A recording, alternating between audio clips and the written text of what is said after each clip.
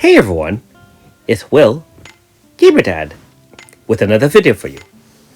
So after finishing Chapter 3 on any difficulty level, I believe, you will unlock another dungeon for the Chrono collab. Now if you haven't already, make sure you like and subscribe to my channel, I really appreciate it. I also do have a Patreon account for those who want to support me this way.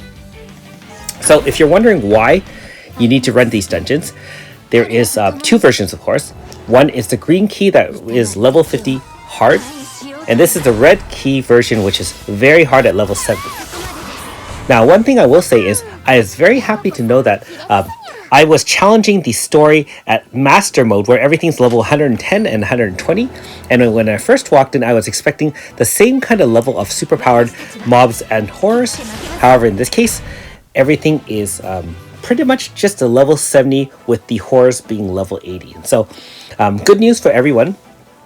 The dungeon shouldn't nearly be as difficult as some of the storyline, especially if you did decide to challenge on expert or even master level. That being said, this is my first foray into this dungeon, so I just used the same farming team that I used for the level 110 and 120 overworld as I was finishing up the collab.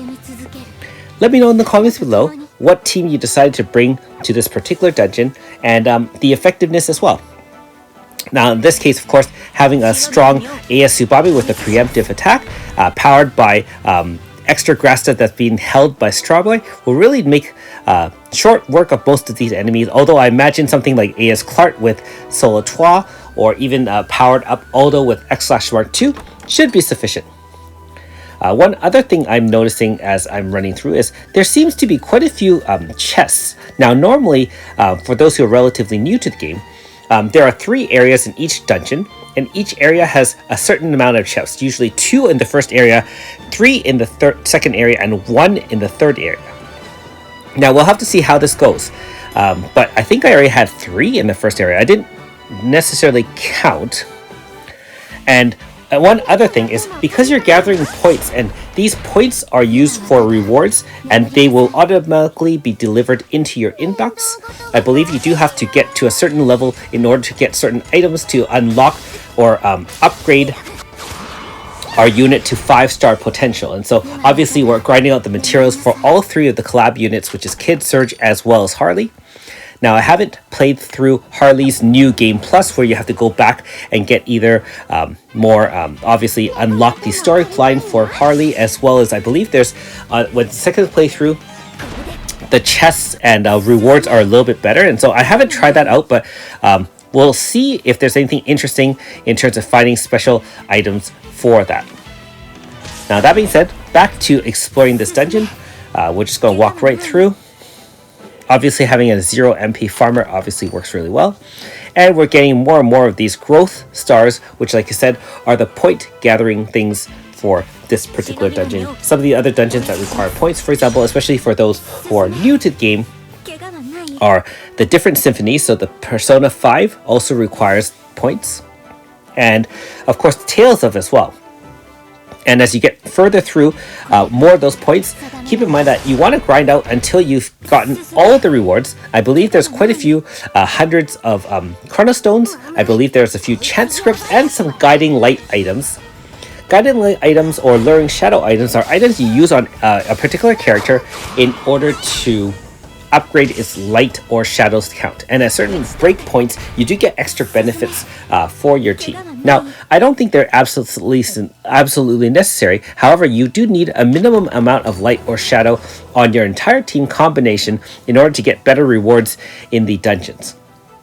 For most of these very hard dungeons you need 120 light or shadow, and some require either light or shadow, some require only light, and some require only shadow. Not only that, there are most of your units are actually light units, and so it's much easier to get 120 light than it is to get 120 shadow. Although in the late end game, you can actually grind out shadow for certain units such as AS Clark as well. Anyways, just exploring everything here. You can see that at the end of the second area here, there are 3 doors, and once you pass through one of the doors, you won't be able to come back. So this is very similar to the Tales of or the P5, where once you choose a certain area, you can't come back. I'm going to choose surges because my understanding is most of his moves actually are based on his light totals. And so higher light means higher damage, and we all want more damage for our team. Alright. Now, again, very hard dungeons in general do have the chance of getting chant scripts. However, I believe in this case, there aren't any chant scripts here to be found, being that once you gather points, all the chests only have growth stars and certainly no ability to get any sort of chance scripts, which are used to upgrade 4.5s to 5s. Alright. One last thing to note, there are horrors here. You can see they're noted with red. They're pretty fast and they can one-shot your team, or you've already seen that where I got hit a few times and I lost a couple of units, although I didn't get party wiped and so I survived. The mobs haven't seemed to be able to outdo my preemptive, and so in this case I would be fairly certain that the most people's preemptive should do really well. If you do make it all the way to the end game in chapter 84, there are certain grasses, I believe they're called Falcon's Blessing, where you can actually buy those and equip them on your units. And I believe that allows you to make the first move on any particular unit, even if that unit wasn't a preemptive user to start with. You can choose any of its moves to act for the very first time.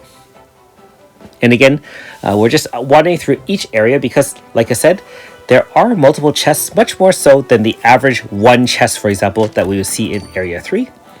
And as I run more times, of course, I will get more familiar with the areas of the chests locations. So those horrors, anyways, back to those, you do not have to fight them. They don't give you any points. However, I would highly recommend killing all 5 mobs in each area to gather the maximum amount of points. Now here we're fighting Fate yet again. I do have a half bar AF, and so I saved it specifically for this case. Not really sure what to expect, and so I just got barred down right here and there. Clearly there is no HP stopper, and being that this is not the master level, I mean, I would imagine that even a couple of million points of hit points would be enough to end it. Now, if you're relatively new to the game, don't fret. I mean, if you can't do tons and tons of damage, you can always put off doing this dungeon until much later.